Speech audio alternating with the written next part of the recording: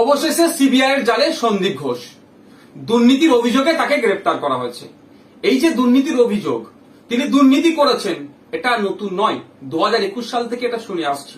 2023 সালে আরজি করের একজন শীর্ষস্থানীয় অধিকর্তাও বিভিন্ন দপ্তরে সন্দীপ ঘোষের এই দুর্নীতির অভিযোগ দায়ের করেছিলেন। মুখ্যমন্ত্রীর নিজের দপ্তর থাকার পরও কেন এতদিন তদন্ত করা হয়নি? কেন সন্দীপ ঘোষ মহাশয়কে বারবার আড়াল করার চেষ্টা হচ্ছে? কি স্বার্থ এখানে লুকিয়ে আছে? কেন এই তদন্ত করা হয়নি?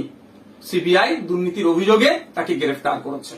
আমরা চাইবো সিবিআইয়ের কাছে শুধুমাত্র সন্দীপ ঘোষ নয়, এই আরজিকর কাণ্ডে যে দুর্নীতির সাথে যারা যুক্ত, যে সমস্ত রাঘব বোয়ালরা যাদের সাথে পরামর্শ আলোচনা করে এই ধরনের দুর্নীতি করেছে, প্রাতিষ্ঠানিক দুর্নীতি যারা করেছে, তাদের প্রত্যেককে এর মধ্যে যুক্ত করা এবং প্রত্যেককে গ্রেফতার করে কোর্টের কাছে তাদেরকে হাজির করুক, আশা করব। আর আমরা বারবার বলে আসছিলাম